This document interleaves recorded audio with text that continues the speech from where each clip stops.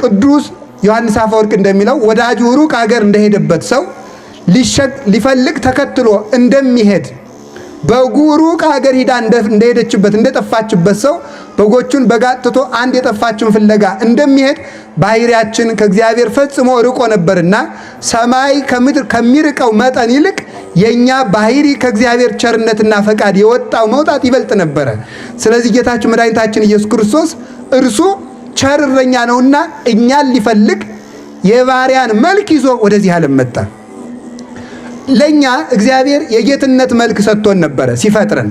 የጌትነቱን መልክ ሰጥቶ በጸጋ ሰጥቶን መጠቀም ባይቻለን እሱ ደግሞ የባሪያን መልክ ሰጥቶ እኛን የጌትነቱን መልክ ለመስጠት እሱ የኛን መልክ ይዞ መጣ፣ ሰው ሆነ። ማን ነው የባሪያውን መልክ ይዞ መምጣት የሚችለው? ያንን መልክ ይዞ አላፈረበትም። በዚህ ደግሞ ክብሩንም እንደመቀማት አልቆጠረም። ባይል ሲሆን ባለጸጋ ሆነ፣ በድሃ ቤትም አደረ። ከባለጸጎች ልጆችም አንዲት የድሃ ልጅ መርጦ በእሷ ማኅፀን አደረ። ታገሰ ለተጸንሶ ይላል ቅዱስ ቄርሎስ። ለመጸነስም ታገሰ። ይህ ትዕግስት ነው። ስፉ ምሉ የሚሆን መለኮት በጠባብ ማኅፀን ማደር ይህ ትዕግስት ነው። እሱ ንጹሕ ኃያል ሲሆን በዝሙት የተሰናከሉት የነ ዳዊት ዘር መባልን እንኳን አላፈረም። በእውነቱ አላፈረም። የነ ሩት ከጣዖት የፈለሱት የአብርሃም ዘር ሲባል አላፈረበትም። መርጬ ልወለድ አላለም እሱ። እነዚህ ሁሉ ሲወለድ ዘር ሲቆጠርለት አይገርማችሁም? እግዚአብሔር ዘር ሲቆጠርለት እግዚአብሔር አባቱ ገሌ እናቱ ገሌ አያት ተበጅቶለት እናት ተበጅቶለት ተወለደ። ከዚህ በኋላ እረኛችን መሆኑን ለማጠየቅም በከብቶች መካከልና በበጎች መካከል ተወለደ። ለምን? እረኛ ነዋ። እኛ በግ፣ እኛ ላይም፣ እኛ እንደ እንስሳት ነንና እሱ እረኛችን በከብቶች መሃል ተወለደ። በዚያን ጊዜም የእረኞች አምላክ ነበርና እርሱ ተግተው ለሚጠብቁ እረኞች የልደቱን ዜና በመልአኩ በቅዱስ ገብርኤል በኩል አበሰረ። የጠፉትን ለመፈለግ አንድ የእረኛ ታሪክ ላስታውሳችሁ። አላችሁ ይሆን? አላችሁ? እግዚአብሔር ከሁላችን ጋር ይሁን። የያዕቆብ ታሪክ ነው። ያዕቆብ ከሀገሩ ተነስቶ አባቱ እናቱ ከሚኖርበት ተነስቶ በተሰደደ ጊዜ ከወንድሙ ጋር ተጣልቶ ከአጎቱ ከላባ አጠገብ ሲደርስ አንድ ነገር አግኝቷል። ምን ይመስላችኋል? የውሃ ጉድጓድ ነው። የውሃ ጉድጓድ አገኘና እዚያ የውሃው ጉድጓድ የተገጠመበት ለ50 ለ60 የሚነሳ ታላቅ ደንጊያ ነው። ይህንን ድንጋይ የሚገጥሙት ለምን ይመስላችኋል? ሰዎች መርዝ እንዳይጥሉበት፣ አራዊት እንዳይተነፍሱበት ገጥመውት ይሄዳሉ። ከብቶቻቸውን አጠጥተው ለሚያስፈልጋቸውን ቀርተው ገጥመውት ይሄዳሉ። እና ትልልቅ ሰዎች ጉልማሶች ክንደብርቱ ሰዎች ካልመጡ ከፍተው ማጠጣት አይቻላቸውም። ያዕቆብ በደረሰ ጊዜ ምን አደረገ? በጎቹ ቆመው እረኞቹ ደግሞ ለጋ ያልበረቱ ስላልነበሩ ከፍተው ማጠጣት አቅቷቸው ከጉድጓዱ ዙሪያ ከፍት ቆመው ሲቁለጨለጩ ያዕቆብ ደረሰ። ያዕቆብ ምን አደረገ? ክንደብርቱ ስለነበረ ከፍቶ አጠጣላቸው። በአጭር ቃል ያ ጉድጓድ ምን ይመስላችኋል? ያ ጉድጓድ የኛ የሕይወታችን ምስጢር የሁለንተናችን እዚያ ውስጥ በላይ የተቀበረው ያቺ ውሃው በጎቹ የሚጠብቁት ውሃ ልጅነት፣ ስርየተ ኃጢአት፣ ቅድስና፣ ሕይወት፣ ተስፋ መንግሥተ ሰማያት እንዲህ ያለው ሁሉ ነው። እንዲህ ያለው ሁሉ ውሃ ነው። ይህን የተጫነው ደንጊያ ምን ይመስላችኋል? ይህ መርገም ነው። 5000 ዘመን የተጫነን ድንጋይ ነው። ይሄ ድንጋይ ተጭኖን ነበረ። ያንን የሚጠብቁ በጎች የተባሉት እነማን ናቸው? እኛው ነን። ተጠምተን የነበርነው ነፍሳት ናት። የሕይወት ውሃ ስንናፍቅ የነበርነው። ይህንን ከፍቶ ማጠጣት ያቃታቸው ድካማ እረኞች የተባሉ ነቢያት ናቸው።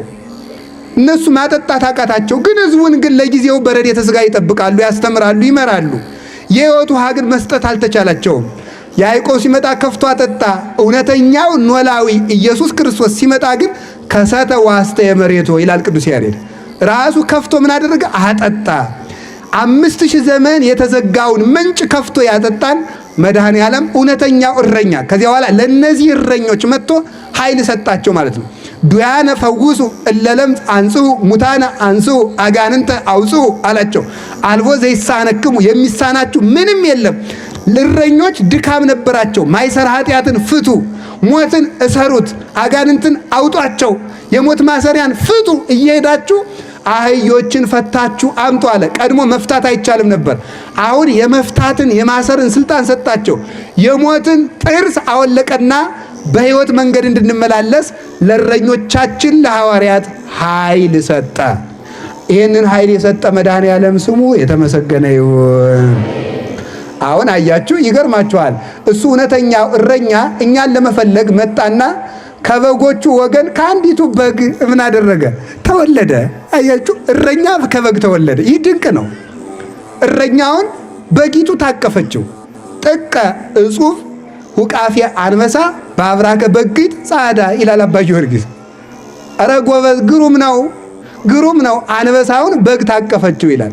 እንዴት ሳልሰበራትም ብሎ ያደንቃል። በእውነቱ ማለት ታቀፈችው። አያችሁ፣ እረኛው እኛን የበግነት ስልጣናችንን ለመመለስ ተኩላ ወስዶን የነበርነውን እኛን ወደ በግ መንጋ ለመመለስ እሱ ለእኛ በግ ሆኖ መጣ።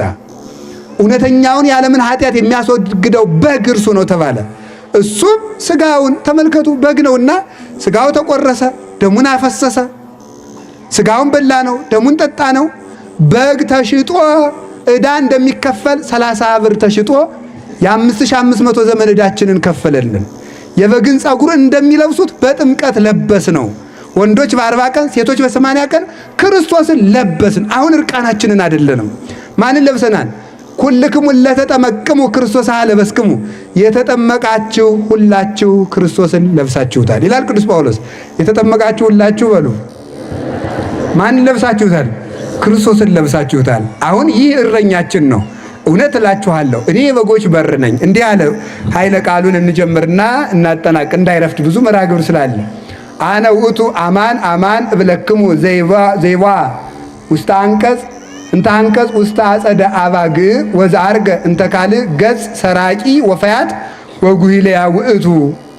እውነት እውነት እላችኋለሁ ወደ በጎች በረት በበር በኩል የማይገባ በመስኮት የሚገባ እርሱ ሌባ ነው። ስሙ እንግዲህ እንዳትረሱ፣ እንደው በሞት ይዣችኋለሁ። ወደ በጎች በረት በበር በኩል የማይገባ በመስኮት የሚገባ ይህ ሌባ ነው ይላል። ወኖላዊሰ ውስተ አንቀጽ ይበጉ፣ እረኛ ግን በበር በኩል ይገባል። ወአጻዊኒ ያርኅ ወሎቱ፣ የበጎች በረኛው ጠባቂ የበረቱ ጠባቂም ከፍቶ ግባ ይለዋል፣ ይገባል። በጎቹንስ ምን ያደርጋቸዋል? ያውቃቸዋል። ወይፄውዖን በበአስማቲሆን፣ በጎቹንም በየስማቸው ይጠራቸዋል። በጎቹም ያውቁታል ማለት ነው። ወያወፅኦን ወያወፍሮን፣ አውጥቶም ያሰማራቸዋል። በጎቹን አውጥቶ ያሰማራል። ከዚያስ ምን ይላል? ተመልከቱ። ወምድረ አውፈሮን የሐውር ቅርብ ይሆን፣ አሰማርቷቸው ፊት ለፊት ይሄድላቸዋል። ወአባግዕሁኒ ይተለዋሁ፣ በጎቹም ይከተሉታል። እስመ ያአምራ ቃሎ፣ ቃሉን ያውቁለታልና። የማን? የእረኛቸውን በግ ያውቃሉ። ይህ በእስራኤል የበግ ጥበቃ ጌታ በሆነ ምሳሌ ነው እንጂ ባልሆነ ምሳሌ ስለማያስተምር የሙሴ በጎችን ምሳሌ አድርጎ አስተምሯል ይላሉ ሊቃውንቱ። የሙሴ በጎች ሙሴ በግ ሲጠብቅ በጎችን ሲጠብቅ የዮቶርን በጎች ሲጠብቅ በትሩን ይተክላል። እዚያ በኋላ ምን ያደርጋቸዋል? በትሩን ሲተክልላቸው ይሄዱና ይጠጣሉ። ውሃ ከዚህ ጠጡ ማለቱ ነው ብለው ሳር ሲያገኝ ይተክልላቸዋል፣ ይለቅማሉ። በትሩን ሲያነሳት ደግሞ እንሂድ ማለቱ ነው ብለው ይከተሉታል። እረኞች ፊት ፊት ይሄዳሉ፣ በጎች ይከተላሉ። ይሄ የእስራኤል በግ አጠባበቅ ነው። በእኛ ሀገር ደግሞ እረኛ ከኋላ በግ ወደፊት ማለት ነው። በእኛ ሀገር እንደዚያ ነው፣ መንዳት ነው ማለት ነው። በዚያ ግን ምን ማለት ነው? መምራት ነው። በዚያ ይመራሉ ማለት ነው። እረኛው ከፊት ከፊት ከፊት እየሆነ ይመራቸዋል፣ ያሳያቸዋል ማለት እዚህ ሳር አለ፣ እዚህ ውሃ አለ፣ የለም በዚህ ተኩል አለ፣ ተመለሱ እያለ ይጠብቃቸዋል። እረኛ በግ ሲጠብቅ የሚያደርጋቸው ቅደም ተከተሎች አሉ። ከጫካ ያወጣል። ከምን ያወጣል? አይዟችሁ በሉ። በመንገድ ይመራል። ያዙ እንዳትረሱ። በምን ይመራል? በመንገድ ይመራል። በመንገድ መርቶ ደግሞ ምን ያደርጋል? ከጠራ ውሃ ከለመለመ ሳር ያደርሳል። ከምን ያደርሳል? ከጠራ ውሃ ከለመለመ ሳር ያደርጋል። ይመግባል፣ ያለቅማል። ከዚያ በኋላ ምን ያደርጋል? በተራራ ያሰማራል። እስኪ በተራራ ያሰማራል ብሉ። በተራራ ያሰማራል። አሰማርቶ ደግሞ ምን ያደርጋል? በአማጋ ያስመሻል። ይህ ለከተማ ሰው አይገባም። አማጋ ማለት ጓሮ በሉት ችግር የለም። በጓሮ ምን ያደርጋቸዋል? ያስመሻቸዋል። አስመሽቶ ምን ያደርጋቸዋል? በበር እየቆጠረ ያስገባ። ያቺ ቀይቱ በግሳ፣ ጥቁሩ በግሳ፣ አጭሩ በግሳ፣ ወፍራሙሳ፣ የከሳውሳ፣ የታመመውሳ፣ ቀንዱ የተቆረጠውሳ እያለ እየቆጠረ በጠባብ በር አስገብቶ ያሰማራቸዋል። እንጂ እንደው ብሎ ይሄ በቀር እንደዚህ የማያደርግ ከሆነ ዝም ብሎ አንዳንድ ክፉ እረኛ አለ። ጠብቃችሁ ታውቃላችሁ? ጥሩ ነው። እና በግ ሲጠብቅ ምን ያደርጋል? ዝም ብሎ ሳር አይወስዳቸው። ወደዚያ ሊሄዱ ስትል ቀንድቧል፣ ወደ ግራር ስትሄድ ቀንድቧል። እንዲያውም አንዳንዱ ክፉ እረኛማ ይቀይዳታል፣ በይቱን ማለት ነው። ቀይዶ እግሯን አጥፎ ያሰርና እንዳትሄድበት ዛሬ ቁጭ ብሎ እሱ ቁማር ሲጫወት ይውላል ማለት ነው። እንደዚህ ያለ እረኛ እግዚአብሔር ይጠብቃቸው። በጎችን ነው ይጠብቃቸው አይደለም? እውነቱ ነው። ቀይዶ ወይ አበላ ወይ አጠጣ። ተኩላ ሲመጣ ደግሞ አለ ጌታ ምን አለ? ተመልከቱ ወሶበ ይሬይ ተኩላ እንዘ ይመጽእ ይላል። ተመልከቱ ተኩላ ሲመጣ ደግሞ ባየ ጊዜ ምን ያደርጋል? ተመልከቱ ያድጎን ተመልከቱ በጎቹን ወይ ጎይ በጎቹን ጥሏቸው ምን ያደርግ? ትቷቸው ይሸሻል ይላል። ተመልከቱ እስመ ይኮና አባግዕ እዚአሁ በጎቹ ስላልሆኑ ተቀጣሪ ስለሆነ ጥሏቸው፣ ይሄ ሞኝ እረኛ ጥሏቸው ይሸሻል ይላል። ወይ መጽእ ተኩላ ወይ መስጦን ወይ ዘረውን ተኩላ መጥቶ በጎችንም ይበታትናቸዋል ማለት ነው። እሱ ግን ስለ በጎቹ አያዝንም። ለምን? ምንደኛ ነውና ይላል። መልካም እረኛ ግን ስለ አንድ በግ ከተኩላ ጋር የሚታገል እንደ ቅዱስ ዳዊት ማለት ነው። ከተኩላ ጋር ታግሎ ተኩላውን በጡጫ ብሎ የሚጠብቅ የለመለመ ሳር የጠራ ውሃ ምን የሚያደርግ የሚመግብ፣ እንደገና እሳ ደግሞ የተሰበረውን የሚጠግን ደግሞ ምን ያደርጋል?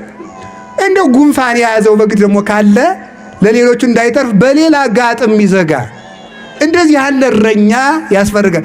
ደግሞ በጉ ካበጠበት የሚያፈርጥ ከጎረበበት የሚልጥ ተኩሶ የሚፈውስ እንዲህ የሚያደርግ እረኛ ይባላል።